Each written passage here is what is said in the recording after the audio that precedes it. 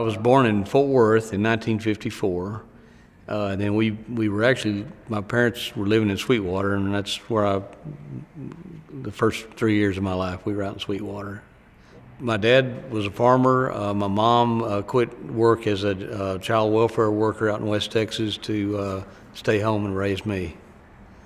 He was trying to make it out there in West Texas. You know, he loved it out there, and he had some cattle, and he was raising. I definitely remember turkeys. He had big, huge brooders of turkeys he was raising, and I was crawling around as a baby on the floor, and then the rattlesnake had come in, and I was playing with the rattlesnake, and she said, "It's time to get out of here." So she moved into town and told my dad, "Either you stay here or you come into town, but I'm leaving." So my great-great-grandfather was a rabbi in Prussia, which is now Germany. And then his two sons had come to Texas.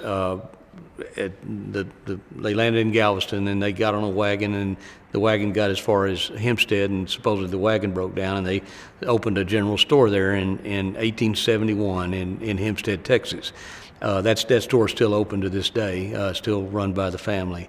Then the rabbi eventually came over because his sons were here and his brother was here. His brother, Sam Schwarz, they named the high school in Hempstead after him because he fought in the Civil War and helped kind of get Hempstead going back then. My great-grandfather left the store in Hempstead, Texas, and went to Lockhart, Texas, and opened up a store there, a Schwarz store in Lockhart, Texas, and that's where my grandfather was born, in Lockhart.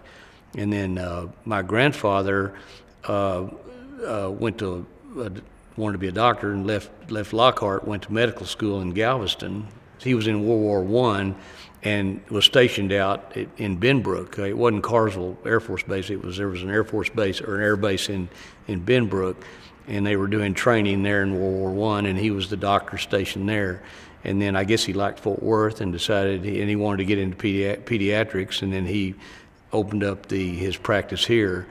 And then he founded Fort Worth Children's Hospital to help get that going, and it later on merged with Cook's, and then he was chief of staff at Cook's, and in fact, they dedicated the library. His name, I'm the third, he was Edwin Schwarz. He was quite a guy. I'd go down to his office and hang out down there with him, and I'd go out he'd work all day, and then he'd go make house calls. And of course, I was his only grandson at the time, and I'd go out with him, and we'd make house calls, and he was a good guy. My grandmother's father, which would be my great-grandfather, his last name was Letterman, and he actually formed or helped form the first synagogue in Fort Worth, and he owned a cigar store downtown. Now, I don't remember him. He had passed away before I was born, but I've seen pictures of the cigar store, and my dad told me about going down and visiting with him, and it was on the corner. There's a bank there. He owned that corner at 7th and Main Street in Fort Worth. I think the drought started out there in West Texas in 1954, 55, and everything dried up. And so his brother, my uncle, had worked at Leonard's department store in downtown and had met a guy named Nat Myers. And Nat Myers was a guy, he and his wife had moved here to Fort Worth from Brady and opened up Myers department store in 1949 over on Sylvania. And Herb, my uncle, and Nat Myers became good friends, and they decided to open a second store in Fort Worth, which was over off of Seminary Drive. So they had two stores going, and this was they opened the second store up in 1956. And then Herb, my uncle, decided that they wanted to open up a store in Hurst. And nobody, I don't think my dad even knew really Hurst even existed, back then. So my dad said, well, I need a job. So Herb and Nat said, well, if you'll come in and open up the third store in Hurst, if you'll manage that store, you got a job. So we moved to Fort Worth from that point, and then he opened up the store in 1957 up on Highway 10. And it's real funny. I can't remember what I ate for breakfast, but I can remember 1957, when I was 3 years old, I can remember it like yesterday. And I've got very fond memories of that shopping center, being around that store. That center, which is now, I think it's called Fin and Feather. I know it was a boat. It's a boat store. That whole building, but that building was the shopping center, or if you want to call it a mall today. That's what it was back then. In that building, you had the Myers department store. You had Woolsworth, which was like a five and dime, or that type of store. It was Worth Food Mart on the end of the building, which became Piggly Wiggly later on. Just around the corner from the building on the east side was the post office, where Bill Souter was the postmaster, and then just a little bit further up Highway 10 was the city hall, police station. Everything was there on what is now Fire Station 3. Holder Drive is where the old city hall, police station, the whole facility was right there. And then across the street, what is now the pawn shop, was Hearst State Bank. That was Hearst. In 1957, that was Hearst right there, as far as commercial, stuff. And then just down the street was, of course, Bell Helicopter. Of course, that's what built Hearst, was Bell Helicopter coming in here. And then of course, then they started building houses just, right to the north of Bell. All those houses were starting to be built right in the early 50s. And what's strange about this whole thing is Bell Helicopter is actually in Fort Worth. It's real weird but Hearst benefited, the city of Hearst benefited from Bell being there. That's what got everything going. And then Hearst just kind of grew from Highway 10. It just kept moving north. My dad's store, that was Myers number 3. That was the third store they opened. And then every store they opened after that, it was the 3 of them as partners. And they ended up with over 30 stores and 30 department stores and 2 True Value hardware stores before they sold out. The Hearst police officers would come in, and I got to know them. And Chief Watson was really a neat guy. He and my dad were good friends. And Chief Watson kind of took me under his wing, and I used to go down to the police station and hang out down there a little bit. He became the first paid city marshal. And then, and I think Chief Watson, I think I remember he had actually built some houses, or he was a contractor. He didn't come from law enforcement, I don't believe. This was the first law enforcement job he had. So we got to know, and my dad would always help the police out. They'd come in after hours, and he would make them deals on clothes, or let them buy it on credit or whatever. And my dad really enjoyed just meeting with the people in the community. That was his thing. He didn't like retail. He didn't like clothes. But he had to have, that was his job. He had to do it. So he had to feed his family that way. They borrowed money from the Hearst State Bank. Richard Taylor was the president, and they had borrowed money to open that store because the Hearst State Bank wanted development here, and so they borrowed money. Well, my dad, and of course, I'm just a little kid hanging out with him. But anyway, after the first week of the store being open, he had all this cash. There weren't credit cards back then, and people didn't write many checks. So he had a whole bunch of cash, and he just crammed it into a sack. He reached under the counter and pulled out a sack that people, would take their clothes out in, and he crammed all the money in that sack, and he took it, and I went with him. He took it across the street to the bank, and he gave it to the teller. And she said, "Well, Mr. Schwarz, you need to talk to the president, Richard Taylor." Well, he knew, I guess he'd met Richard, and Richard said, "Well, you don't have to bring us all the money every week, to pay the loan." My dad said, "Well, we got to pay the loan off." And Richard said, "Well, you don't bring it all in here every week. You bring a little bit each month, and we want these dollar bills. We want them sorted. We want them flat. And we want all everything lined up on them." So he sent my dad back with that sack of money back across the street to fix it. So store number 3 was just going gangbusters from 1957 to about Hearst was growing from 1957 to 1967. Hearst had really kicked off, and it had moved to population had moved, pipeline had developed, and the next big road that was developing was Bedford Euless Road. So my dad and his partners went up on Bedford Road, and they bought. I don't actually know how many acres of land, but it was between 5 and maybe 8 acres of land, let's just say, up on Bedford Euless Road. and they decided to build a shopping center there. They wanted to put another Myers store. The grass kept growing up, so my dad brought some steers in from his farm out in Kaufman. He had a place out in Kaufman at that time. And he brought some steers, and he put a fence up, and he only put, I think, 2 strands of barbed wire.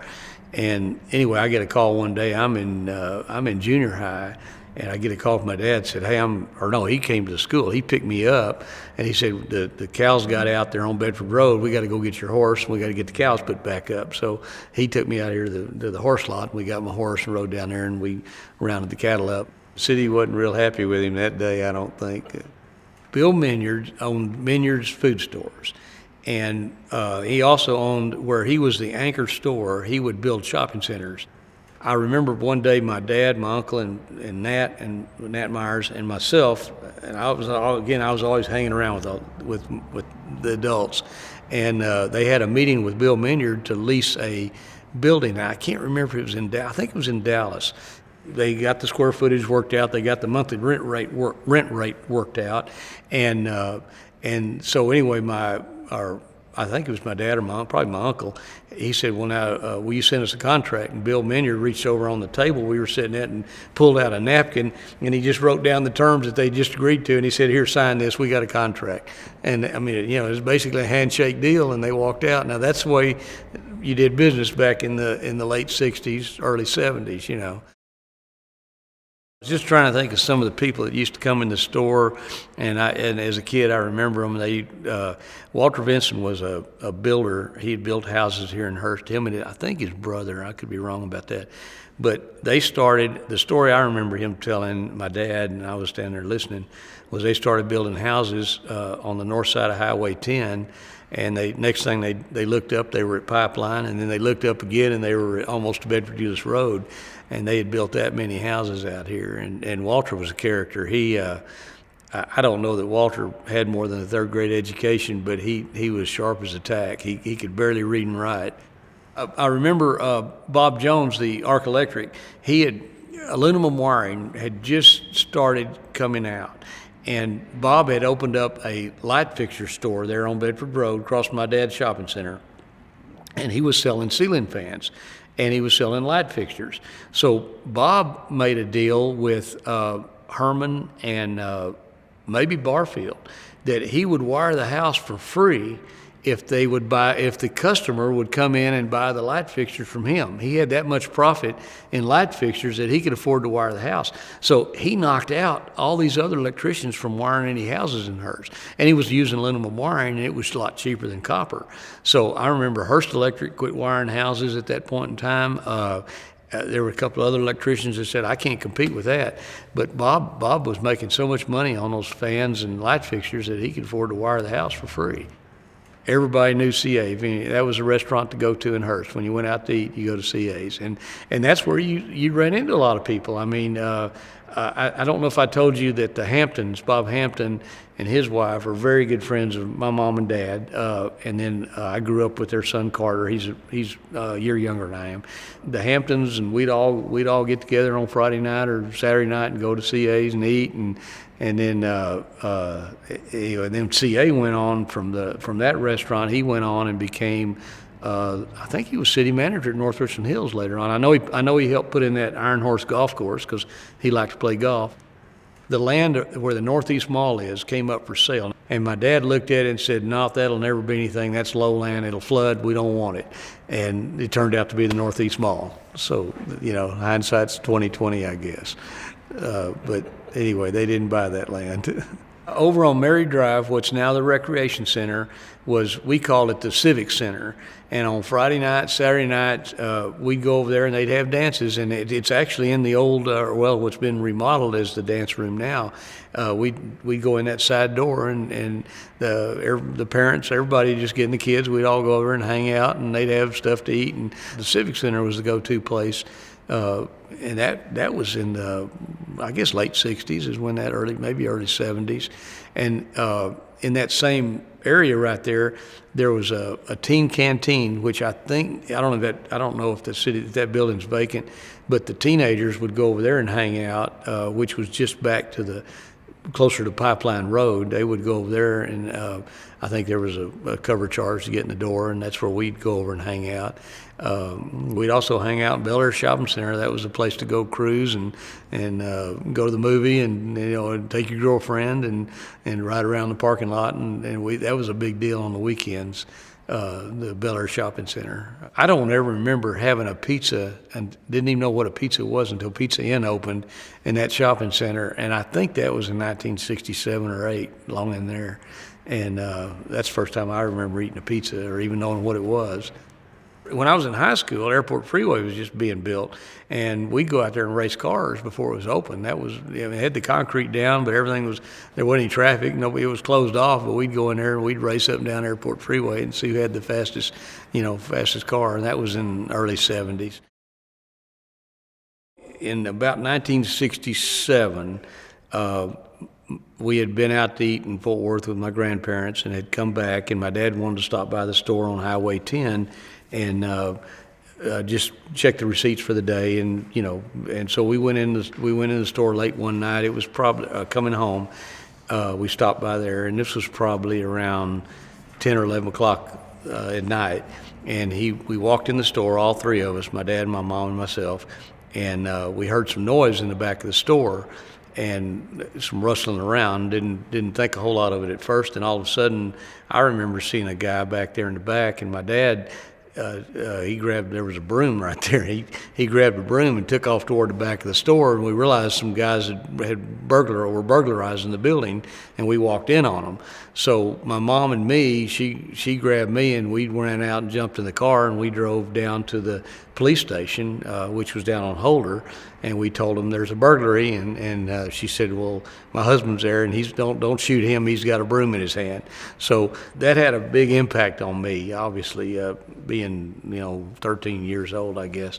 So my dad decided, and I think the other Myers store had been burglarized. The one on Seminary Drive had been burglarized recently. So this was kind of this was kind of a preview of upcoming attractions, so to speak. So my dad decided to put a burglar alarm in the store. And back then, alarm systems typically were just outside bells. You break a window and it breaks the foil on the glass, or you open a door and it sets off a bell outside, and that scares the burglar off. Now, and alerts the neighbors to call the police. He said, do you think we can put one of these things in? And I looked at it, and I went around and looked at some ADT alarms. I said, yeah, we can do that. We can do that. So anyway, we bought the equipment out of New York. There was only one company that manufactured alarm parts up in New York, and we bought a system from them. And after school, I would come in, and it took me a long time. I remember working on that thing for probably 6 months, and I finally got the thing got the building wired, got all the doors hooked up, and got the tape on the windows, and got the bell in and everything on the outside. And that was the first alarm we put in, was in that store. And then we put in. We went over to the store on Seminary, and while I was over there working on that alarm, the guy that owned the liquor store, he goes, can you put one of those in for me? And I said, well, yeah, sure we can. So anyway, all of a sudden I was starting to put in alarm systems. And at the same time this happened, Myers was growing. They were expanding. So every time they'd open up a store, me and my high school buddies, junior high at that time, junior high buddies, would go out on the weekends, and we'd put in these alarms. I was talking to Chief Watson, and he was one day he was in the store or something, and he goes, "You're putting alarms in that scare the burglars off." He said, "I don't want to scare them off. I want to catch them." And he goes, "Can you put a silent alarm in directly to the police station in Hearst? Can you?" And then have no bell it doesn't have an outside bell on the building. This was even before sirens. Electronic sirens came out later after that. And I said, yeah, I think I can. I'll do some research on that. So we put the first silent alarm in the Hearst police station, and it was Myers department store, and that was the old station on Holder Drive. And then Chief Watson said, he called me Little Schwarz. He said, Little Schwarz, he said, I can get you all the business you need in Hearst. He said, this thing is what I want. I want to catch these burglars, and I'll tell everybody that they need to call you if they want to be tied into the police station and have a silent alarm. And I said, that sounds good to me. So I went over and talked to Blackie Suster was the chief at Euless. And I told Chief Suster, I said, now, we can do the same thing over here that we did in Hearst. And he said, well, let me make a phone call. So he called Chief Watson. Chief Watson said, this is the best thing since sliced bread. So next thing we know, we're putting a panel in the Euless police station. Now we're going to get all the alarms in Euless. And we did that with all these cities. We did that with all of them, H-E-B, Hearst, Euless, Bedford, Richland, North Richland Hills. We had panels in all the police stations. So we pretty much had the mid-cities area locked up. When I was in high school, my office was out behind the house. We had a little portable building, and I had my office set up out there. So I had to get in the distributive education program so I could get out in the afternoon and go run my alarm business. I had people working for me, a lot older than I was. I had people out working, putting in alarms and doing that type thing. I went to Central Junior High, and I could have gone to Bell High. They had just opened Trinity, and I picked, Trinity, the new school to go to over there.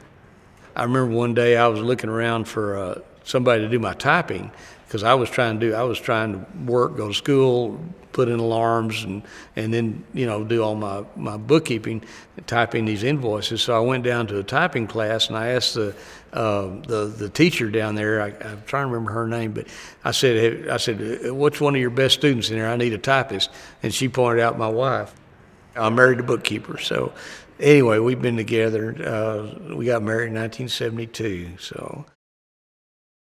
Fort Worth Police had a reserve program where you could go down and you could go through the same training. You could be a part-time police officer, basically.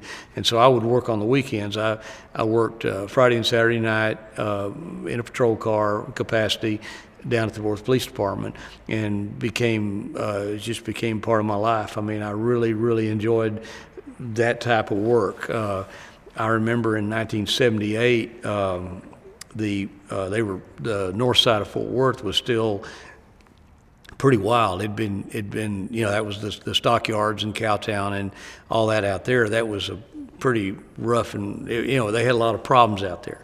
And the city was getting ready to open up Billy Bob's, and they were trying to turn it into a tourist attraction, which it is today. So they gave us a paddy wagon. They assigned 6 of us and a sergeant to this detail, and we would take a paddy wagon and 3 patrol cars over there, and we would load people up. And this was in the gas crunch in 1978 when they had the oil embargo. So they told us, now don't you bring that paddy wagon to the jail downtown if it's not full of people. Anyway, I was a reserve officer over there. Eventually, I worked my way into being a canine officer. I had my own dog, and we had a canine truck I got to take home. And I just retired from the reserves over there 2 months ago. The council gave me a retirement plaque or whatever you want to do it. Yeah, I stayed 39 years doing that.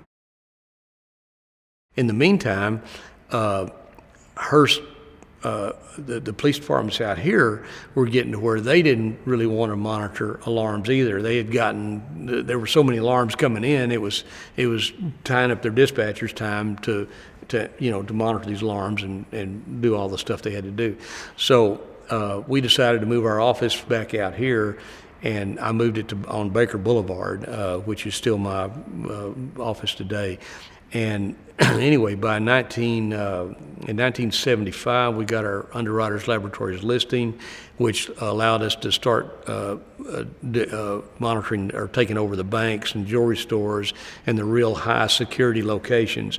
We had alarms out at Carsville Air Force Base. I mean, from 1975 till we sold out in 1984, we became the largest alarm company in Tarrant County and the 3rd largest company in Dallas.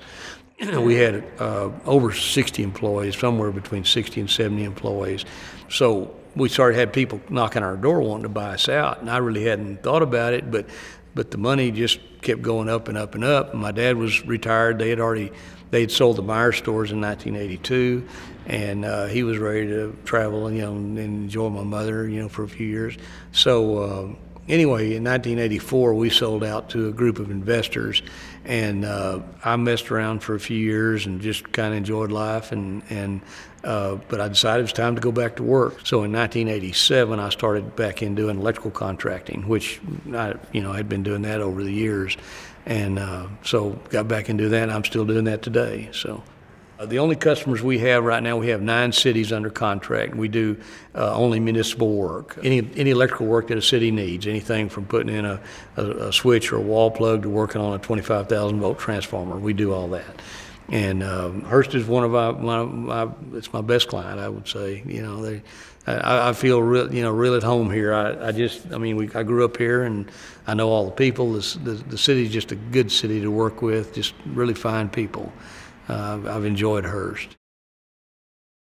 All the things that happened to me when I was a child, the relationship with my dad and the police chief and Bob Hampton as the mayor. I mean, these all had impact on me from Hearst and on my life. And this is the things you see when you're little pretty much stay with you the rest of your life. And I mean, Hearst had an impact on me because this was home. This was this is what I knew. And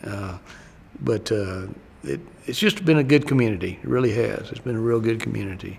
Hearst, because of city leadership, it has to come from that.